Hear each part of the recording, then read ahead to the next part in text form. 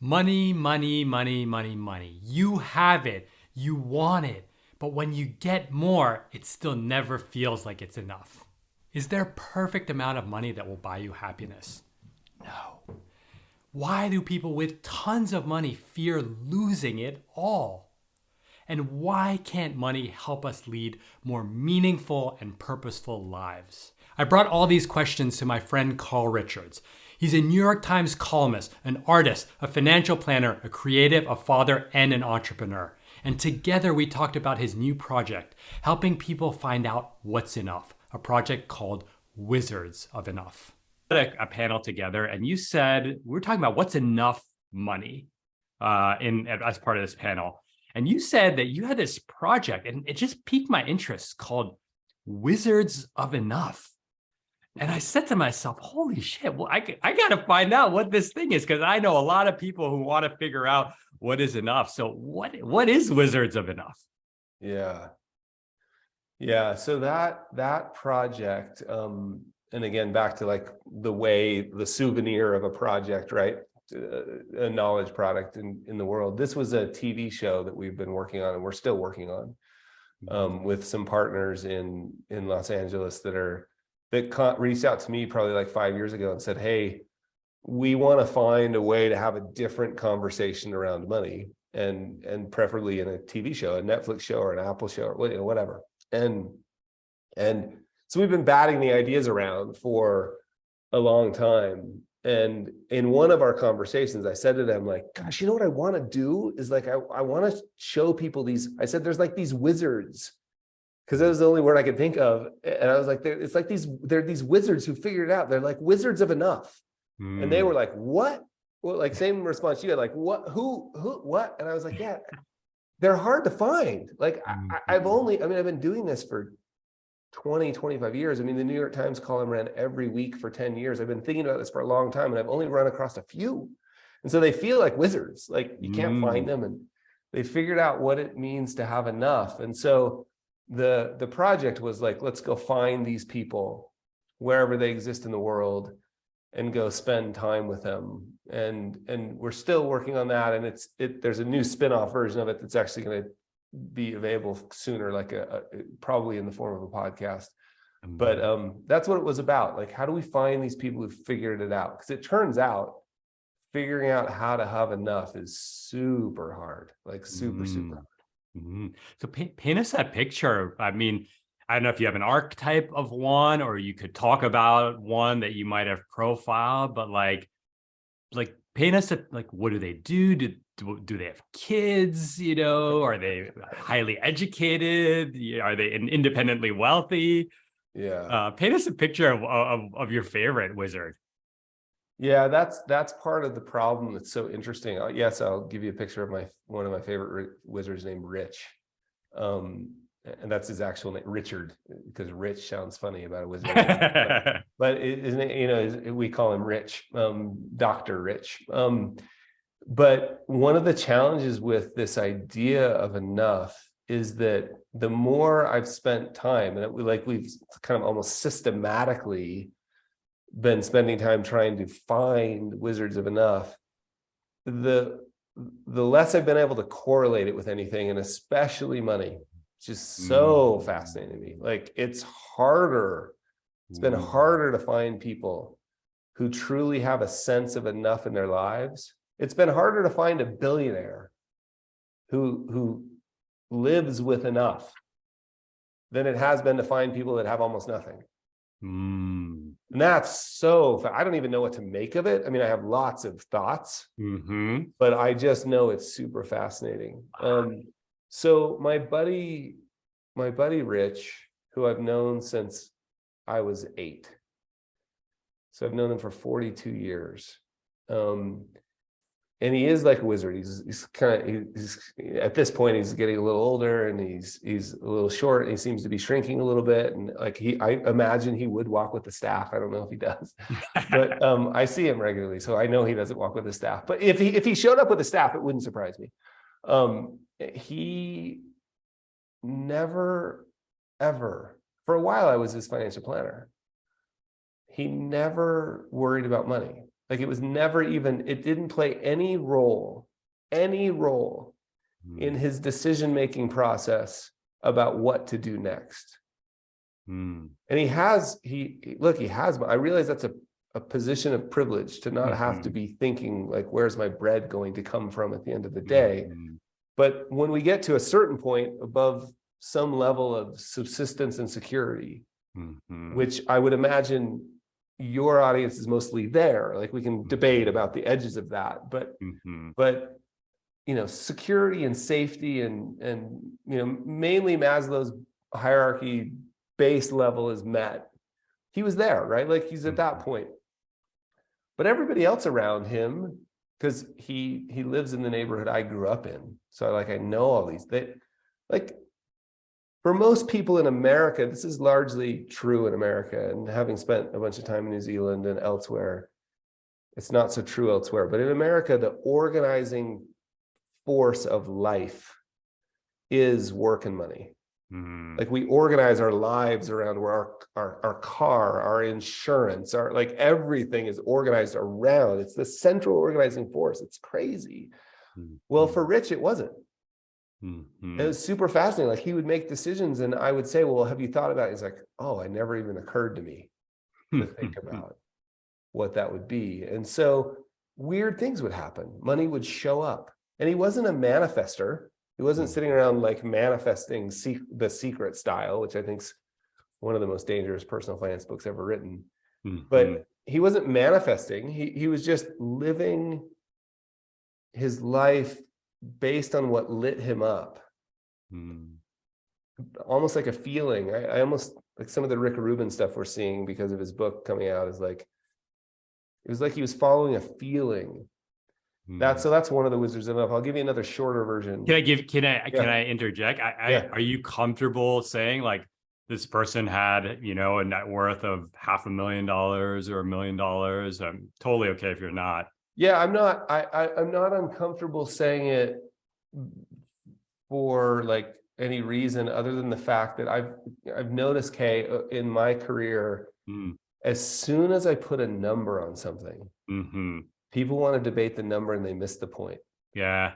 And so I know exactly what the number is. Yeah. And if I say it, you'll miss the point because it actually doesn't even matter. Like that's exactly the kind of question I would ask too.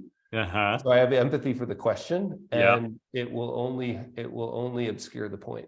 Yes. Which is also super fascinating. You and I had an experience like this that I would love to talk about.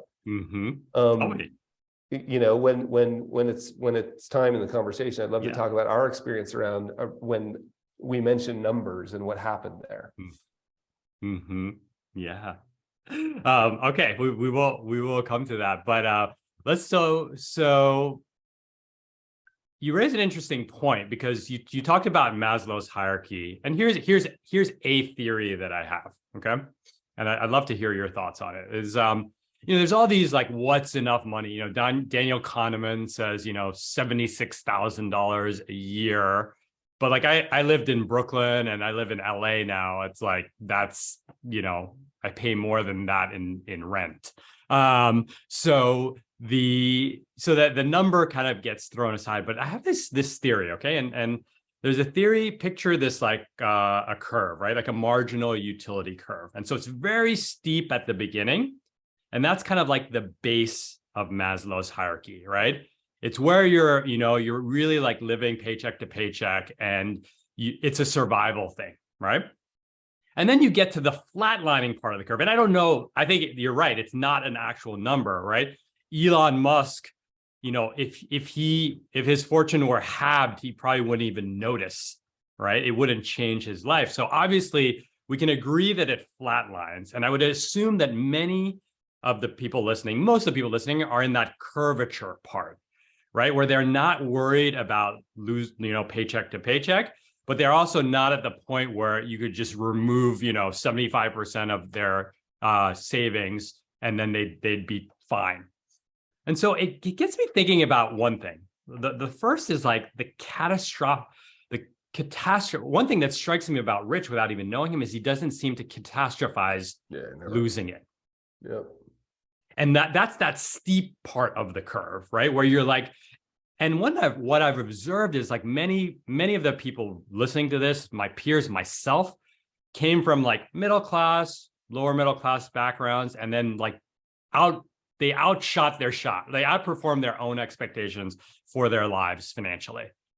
But they're so scared of going back, falling back down that curve. Like, you fuck up a presentation and you're like, I'm getting fired. Stock market goes down 40%. You're like, I'm going to lose my house, like what have you. And so what have you observed about like people who are smart, who have savings, who are very resourceful, but they have this catastrophizing fear that they're like one bad decision, one bad market move away from losing it all? Have you seen that? And how do you talk to that? Yeah, and I'll just mention, like, that's sort of super deep empathy for that feeling. And if you just sort of sit in that feeling for a minute, like there are so many people walking around, outwardly healthy, happy, in shape, awesome family lives, outwardly, who are just,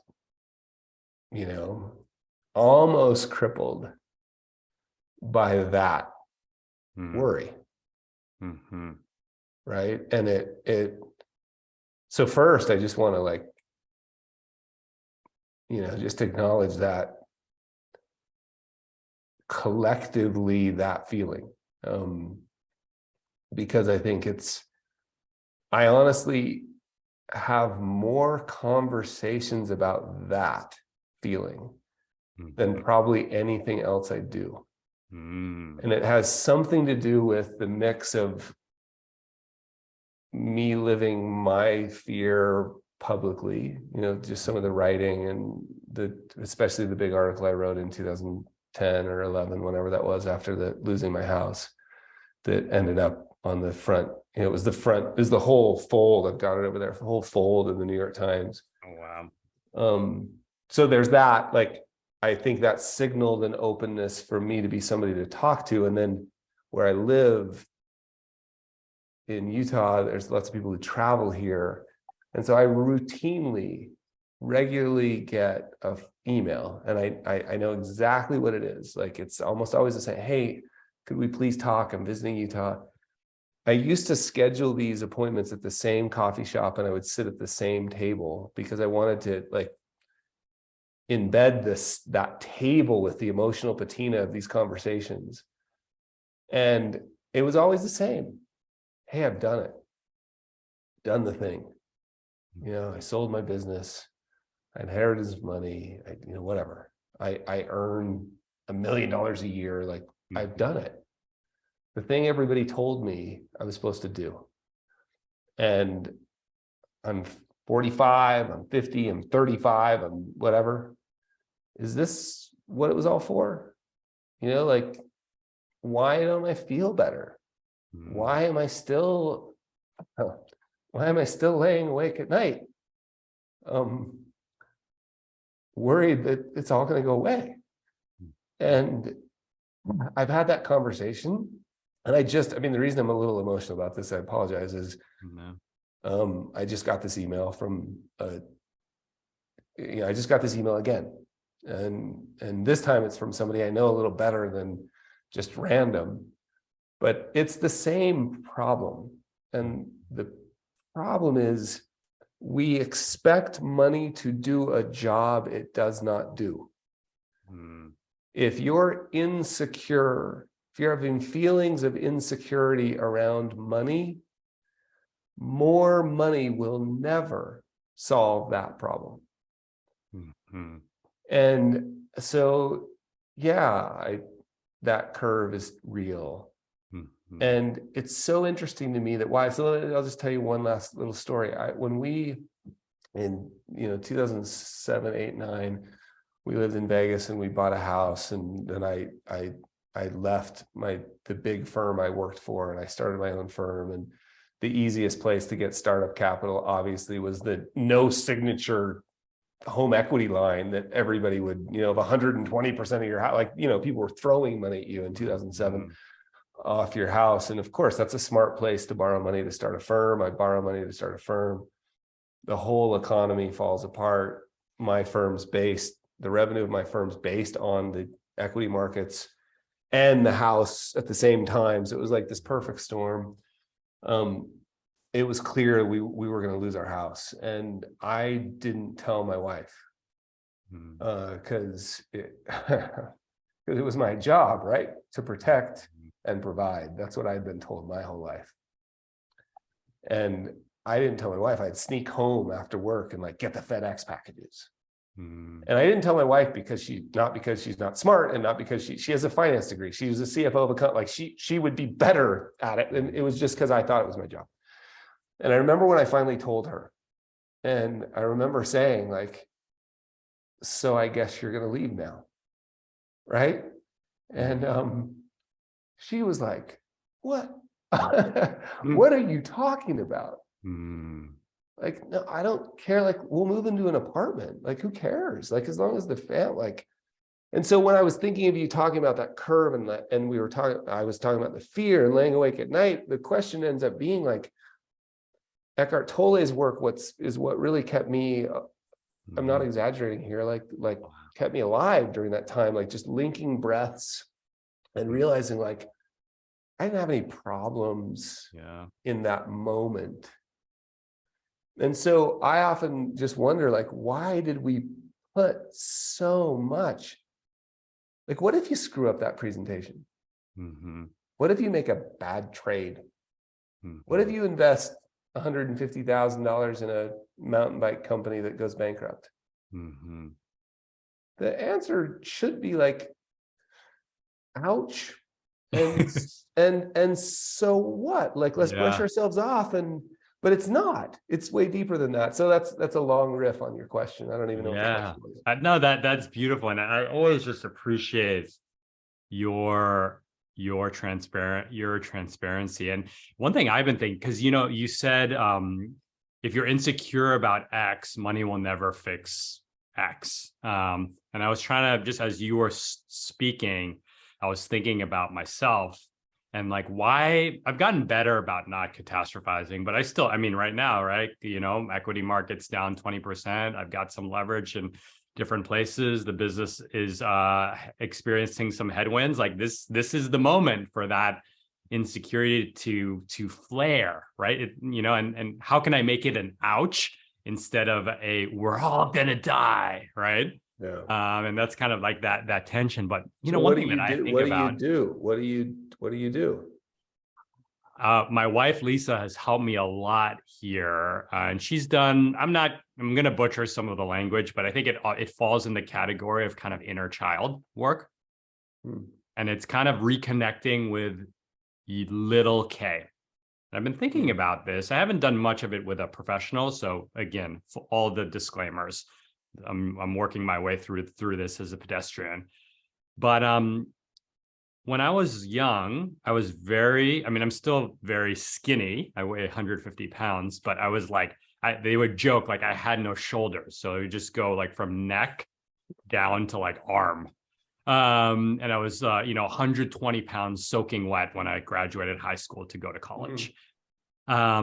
And I kind of like walk with like a little bit of like a weird gait. And we lived in New York City growing up.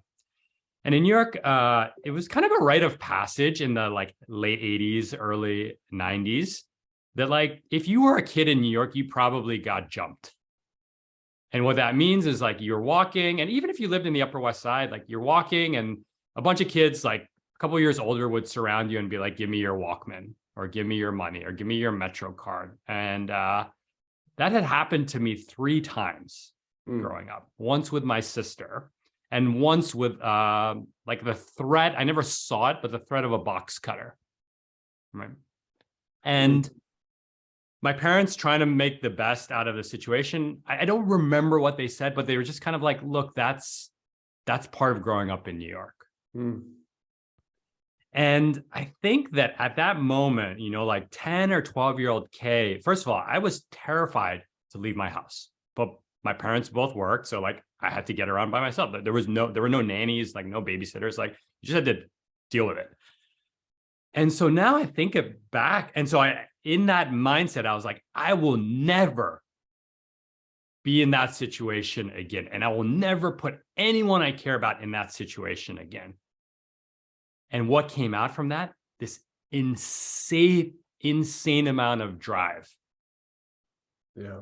And I think the drive was good until it wasn't, right? Like a nice coat. It serves you for a phase, but you can't keep wearing that leather coat, that you wore in your 20s in your 40s, right? Or maybe you can. And so for me, it's been like there is an element on the lower part, the steep part, it's an element of safety. But it's like you said, it's irrational. Right? Like if I have life insurance. I mean, there's all these backup mechanisms that like it's very hard for things to go really bad for us financially. We might have to downsize. We might have to live in an apartment, in a unforeseen instance. So it's kind of like connecting with that insecurity. But until I saw that young, scared 12-year-old Kay that was afraid to walk to and from school every day for years, gave me an understanding. And that by shining a light on it, it loosened the grip of that fear. It's still there, but it loosened the grip of the fear. I just want to maybe make sure, I'm sure that this is not going unnoticed by you or anybody else, but especially that moment I can imagine with your sister. Mm-hmm. Right? Like that. Yeah, I would imagine, like, yeah. Yeah, 12 years old. She's 10.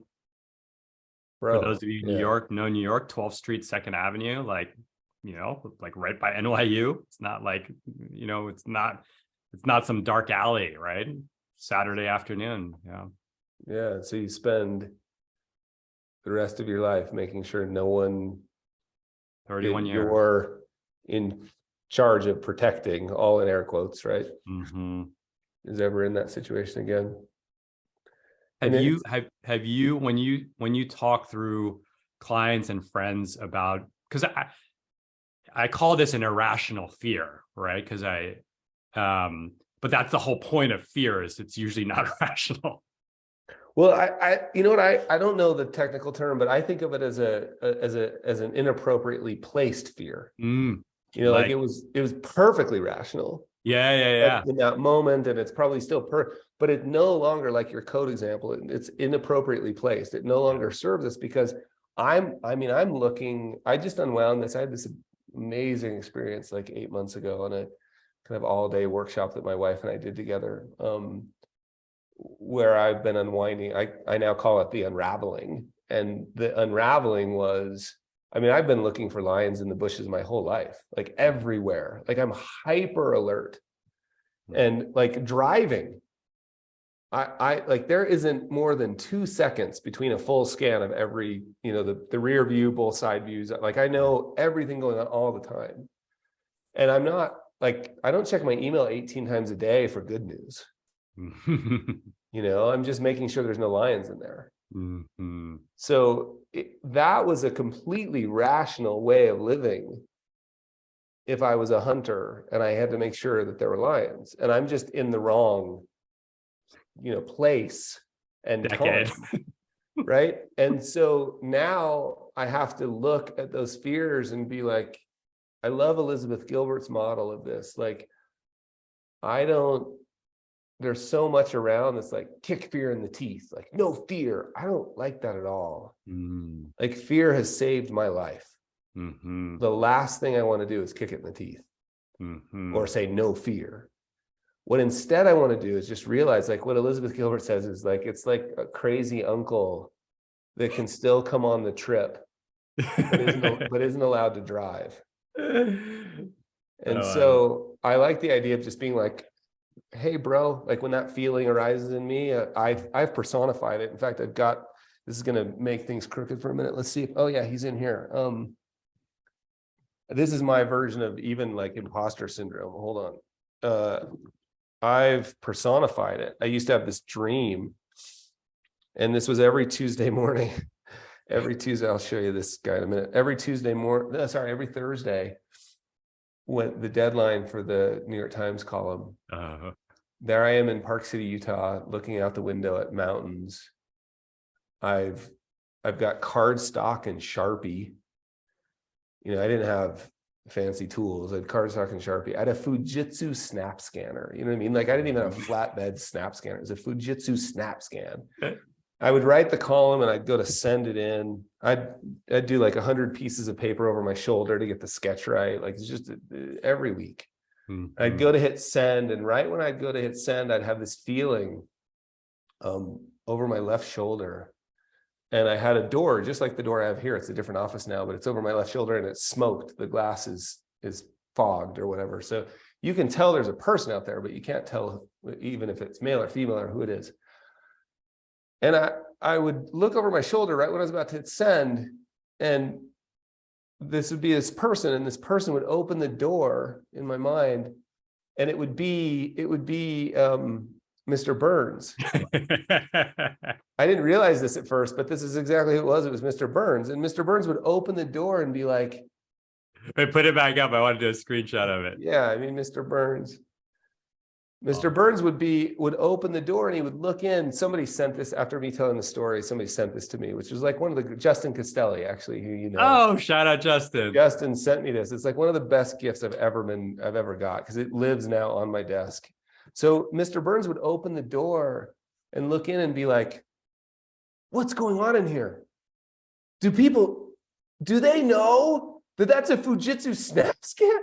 Do they know that you're a kid from the hills in Utah?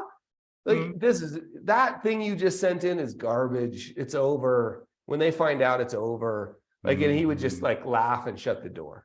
And I remember like fighting Mr. Burns. I remember wanting to kick Mr. Burns in the teeth. I remember like, no fear. And then I realized like, wait, Mr. Burns, every time I've done anything cool in my life, that feeling has been there. What happened was I was going on a river expedition, and we were pushing off into this river, like a pretty dangerous, scary situation. And I felt that same feeling.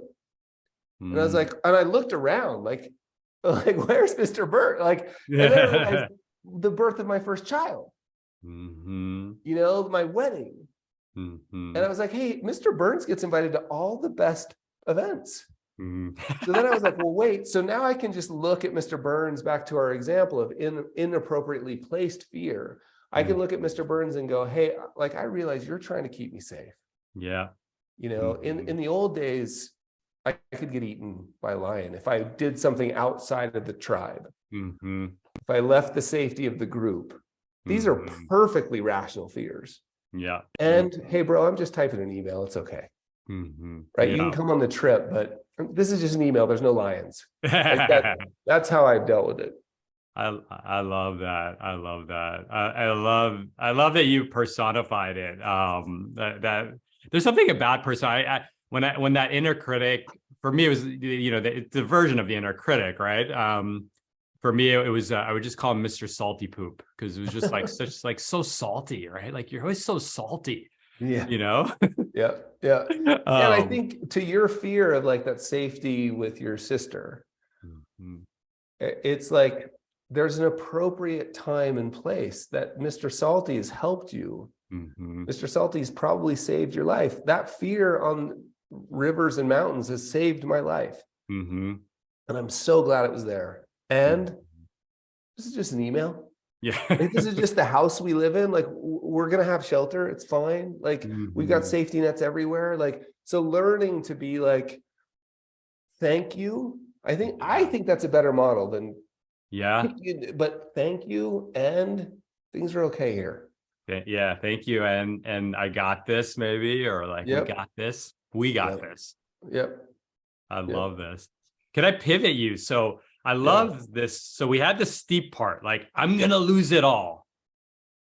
The other part where it starts to, the Elon Musk part, when it flatlines, it's like it's the hedonic treadmill, right? It's just like, I call it the when then trap. It's like when I hit six figures, then I'll be happy. And then when I hit seven figures, then I'll be happy. When I hit, eight figure, whatever the thing is, but the kind of the moving of the goalposts and this futile chase towards like some stationary thing that will deliver enough.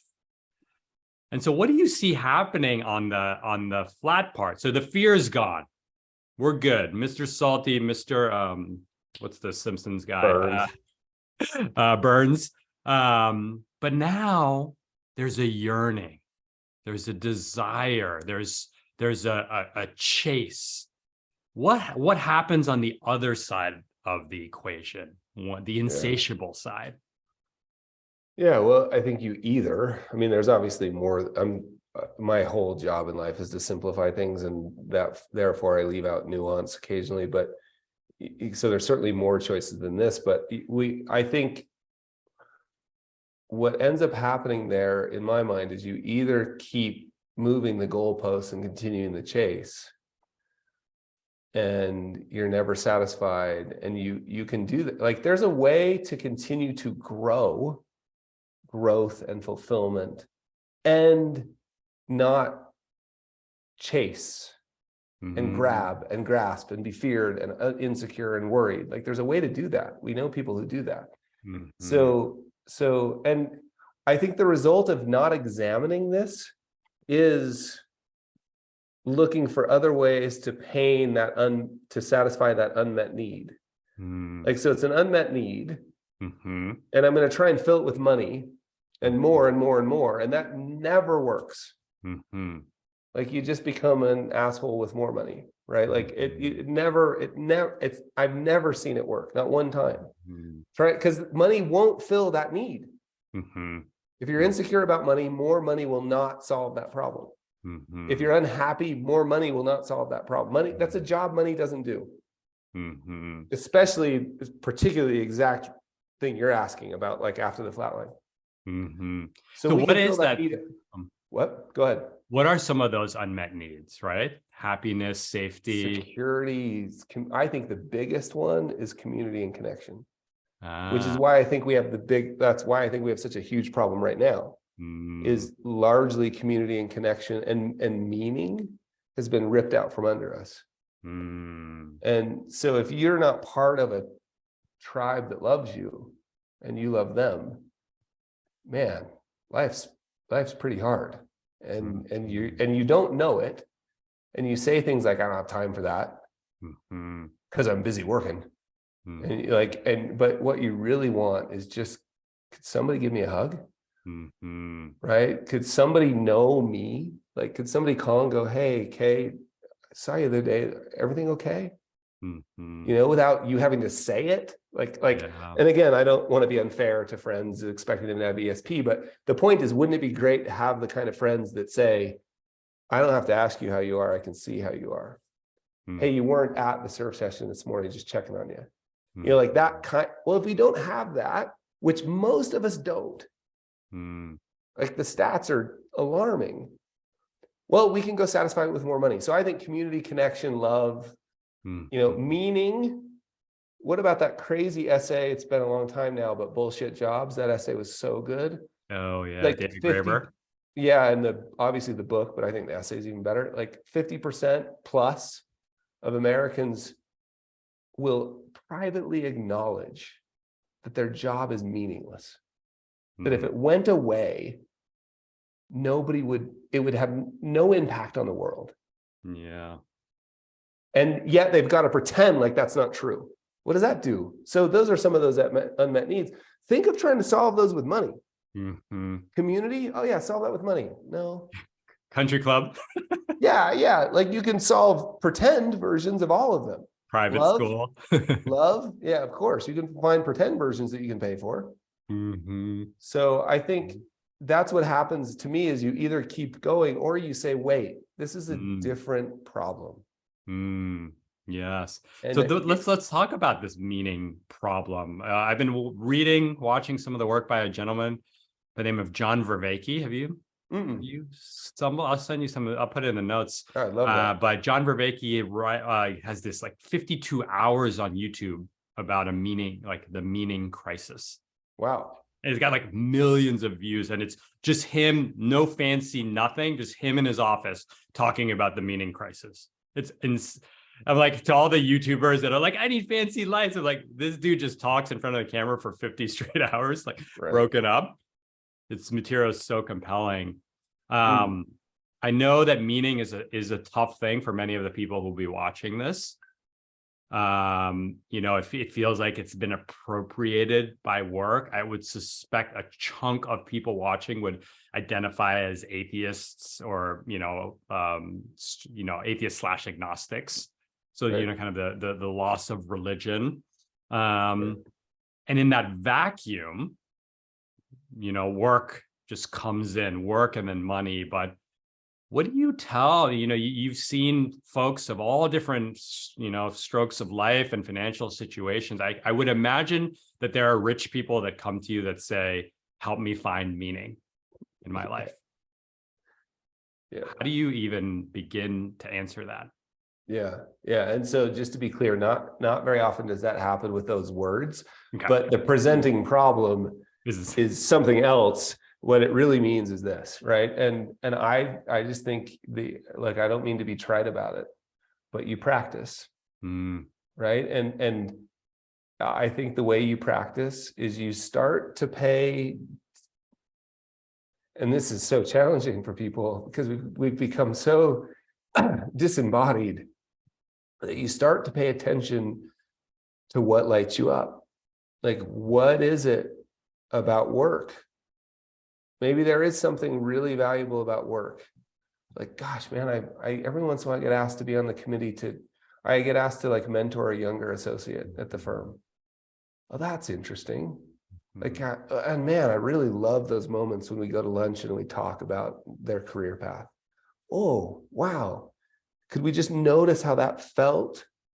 That's interesting. Like, I think that's like the beginning. Is just, there's no big, the problem I think is we put too much pressure on it, and we feel too precious about it. And we think it's like a thing to be discovered, and we get in our own way of just sort of starting to notice, like, man, last time, here's what I think happens a lot. People will go to, I think Kobe Bryant did this to a lot of us, right? Like, you would see Kobe play and you would feel something because he was so emotional in terms of the way he played, like so much passion. You see this at an opera or a play. Elizabeth Gilbert's TED Talk on genius. Like, there's a few moments when you see this and you feel something. And sometimes we confuse that feeling with, like, I remember I used to go see this guy named John Schmidt, play concert pianist, and he'd play the piano. And I would leave, we'd go every year. He played a Christmas concert every year. And we'd go every year. And for like the first 6 years, I would leave thinking, I got to learn to play the piano. And then I realized that was not what the feeling was saying. I was having that feeling because I was seeing somebody else do their thing. And the feeling was like, hey, you have a thing. This has nothing to do with God, by the way. Right? Like, I mean, I happen to believe it does, but you don't have to have any belief in God to believe that you have a thing. And the thing, how do you find the thing? Well, I just think you start paying a little more attention to the things that just light you up a little bit. Yeah. Like just a little. I call this process. There will be a book on this in the next couple of years. I call this process called Dancing with Dragons. Like, just dance with that thing. Could you just write it? Like, I have a set of note cards in here. I use Apple Notes mostly on my phone, which is the camera. But I just notice when you feel something like that. Gosh, I saw the Avalanche dogs working the other day, and I love dogs. Like, is there something I could do? Well, do you have a dog? Well, maybe you should practice. Can we? And then you break what you think might be the thing, this little seed. Often it feels like a sliver under your finger that you don't recognize is quite there, but it kind of annoys you a little bit. And could you just say, well, what's the next smallest, I call it a micro action, what's the next smallest step I could take towards the thing? Yeah. and then see what you learn Hmm. and course correct appropriately. So I think long-winded answer to your question, the single word is, will you practice? Hmm. And you don't give up. And it doesn't have to be heroic. It might be, but it doesn't have to be. Like, it could just be, hey, could I mentor a person every month at the firm instead of once a year? Hmm. Right. So Hmm. that's all I've ever seen that works. I love that. I think, we've been talking a lot about money, and, money can buy basic needs. Money buys security, some amount of it. Sure. Money can't buy aliveness, right? Yeah, Like that I don't feeling, think like so. I those think, little sparks, right? yeah, I think you can confuse it and think like, well, I had courtside season tickets to watch Kobe play. Money Hmm. made that possible. Well, no, Hmm. I mean, watching somebody play with passion that Hmm. provided the spark. Yeah. Yeah. So yeah, I think we need to get underneath the thing. I think you're exactly right. The other thing too, that to use your example about, like, oh, like seeing those dogs made me come alive for a moment. I think what happens with the people listening is they see that and they're like, how can I turn that into a business? Yeah. How Or can I how make can I money off turn that? this into like a million YouTube subscriber Yeah. channel? Yeah. I'm like, yo, chill. Maybe it's just taking in the a foster, or I don't know the right terminology, a rescue dog for like a weekend, Yeah. right? You're not building the best YouTube channel on dogs, maybe, but the thing is, if that's meant to be, and you follow that aliveness through, you might have the biggest YouTube channel for dogs, but you can't start that with that, because that's not the thing that you probably don't want that. And by the way, you and I have spent a minute or two in this digital world. Like, I don't think either of us want the world's most popular dog YouTube channel, because we know what comes with that. Yeah. Yeah. Yeah. Yeah, no, and I think sometimes those Hugh McLeod gaping void used to talk about things he called it sex and money. He's like, things you do for sex and things you do for money. And I don't love the analogy necessarily, but I do love the idea that it helps you understand that, like, and my grandpa was this way. He was a patent attorney.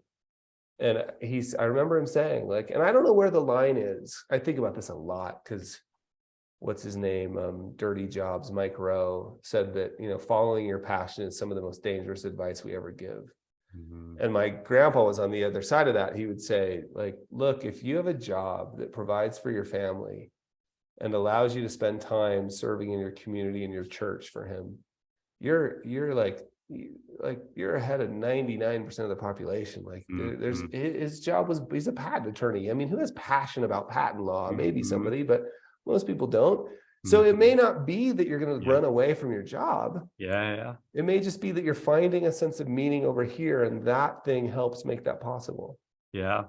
Teresa Amabile from Harvard, she had this study. She asked retirees what they love most about being retired. And they said, no commuting, no meetings, and the ability to pursue a hobby. Yeah. Like, that's like remote work. And there's so many jobs that do that. And we all know that retirement, this dream we all have, is a bad idea anyway, like full gas and then one day quit. So it's, Mm-hmm. yeah, how can I slowly, like, what I would do if I were listening and thinking about this, I would just say, like, how can I slowly adjust the ship? Just turn the ship a little bit towards meaning. And maybe now it's around edges. It has nothing to do. Hey, maybe I can afford now, because I've got this high paying job that I don't love. Maybe I can afford to take a little bit more time off. Like, I've got doctor buddies who are working 3/4 time now and then teaching, Mm-hmm. and then they'll go to halftime and teaching. Like, Mm-hmm. just starting to think just around the edges, how can I find meaning? And it may be that it opens up. I mean, I'll tell you this last story. I wrote this column called Permission Granted. And the whole column was like, I declared in the column, I declared myself the self-declared king of permission granting, and just said, Mm-hmm. like, send me your request and I will grant permission. And I got 800 emails. And they were just amazing, like amazing. I mean, they ranged from, like, I want to move to Scotland and write poetry, to, like, I just want to take Thursdays off so I can be with my daughter, like, all it's just amazing. But one of them was, thanks, Carl, for the permission. I just resigned. And I was like, whoa, what, wait, like wrote back, like, wait, do you have a plan? And she was like, of course I have a plan. I'm a senior partner at one of the biggest, most prestigious law firms in New York City. I've had a resignation letter in my drawer for 3 years. I just want to move back to the family farm to be with my dad and help him get the farm in shape and make sure he can keep it. And there's some legal issues that I need to help him with. And your column gave me permission to do it. And she did it. And I emailed a couple of years later, I followed up with a bunch of people, and she was one of them. And I was like, hey, how'd it? And she was like, you'll never believe this. Like my dad passed away 18 months after I got there. And we'd gotten the farm all in shape, the legal, everything protected so that the farm would continue. I now have a small little shop with a shingle on Main Street. I'm helping other farmers do the same thing. She's like, thank you. And I didn't have anything to do with it other than just, a magic permission granting wand. But that's like an example of like, wow. With like the stranger. Flip of a coin, right? Just some random person. That's unbelievable. Right? So I think that idea of just around the edges, how could I find a little more meaning? What could I do? Follow the little light. Just, again, doesn't have to be heroic or dramatic. I think that's what I would do, just practice. Because the other path leads to danger, like every time. It just doesn't work. Yeah. Brad Stulberg, the author, has this framing, which I love. You've said it in different ways, but he says, everyone tries to be consistently heroic. So to use a baseball analogy, you like every time you step up, you're trying to hit a home run. And he's like, but the real secret to life, to joy, to progress is to be heroically consistent. And again, it's like, just get on base, like lean into the pitch if you have to. It's not sexy. No one's going to clap, but you string those together. Again, whether it's for your career, whether it's for your investing, whether it's for the pursuit of meaning, and those little tiny micro actions, you call them, compounded over the course of a decade and a lifetime, like, of course you'll find meaning. It becomes an inevitability. Yeah, and what's so cool about it too is like if you can get to the point that you start to learn that the meaning is actually found in that journey. Yeah. That it's like, oh yeah, this is what it feels like to do that. And we've confused it. We feel like, oh, I'm confused and this means I'm not there yet and I haven't reached it yet. And what am I going to do when I grow up? And you're like, no, this is it. This is all there is. This little practice, this little journey, this little step by step, this is what it means to be a human. Beautiful. Well, I think that's a beautiful place to wrap, Carl. Tell our readers, like, we'll put it all in the notes, but where can they go find you? Where are you most active? What would you like them to know more about you? Yeah, the single best place is just to go to behaviouryap.com and get my free weekly letter. Which is incredible. I look forward to it. I think it's on Wednesdays or Thursdays, right? It is Thursday. It's very kind of you. Yeah. Awesome. This has been such a treat. I adore you, Carl, and I adore your wisdom. And again, to wrap, like, there's nothing else I'd rather be doing right now. If I had $1 billion, I would use my $1 billion to make this happen. Right. I want to talk to my friend. I want to learn. We get to share this with others in their journey. That's a micro action that there's nothing else I want right now. So good. Okay, thank you. Like that, I feel it's crazy. I was telling my kids the same thing. Like, what would you do? We had this moment where my wife's job was taken off after going to design school, and one of my kids said, "Hey, mom's going to retire you soon." And I was like, great. And then we all collectively had this moment where we realized like that would be bad. And my son was like, well, what would you, I said, I'm never going to retire. He's like, well, what are you going to do? I was like, I'm going to do less of the things I don't like and more of the things I love. And the things I love are right? Idea hunting and conversations. Yeah. And well, how did I find that out? I'm 50. Why didn't I know that when I was 27 and trying to figure out what my passion was? Well, I practiced, noticed and practiced and noticed and practiced. I'm going to leave. Today's been a day full of these kind of conversations, and I can think of no better way to spend my time. So thanks, Kay. That was amazing. Yeah. Thank you, Carl. Cheers.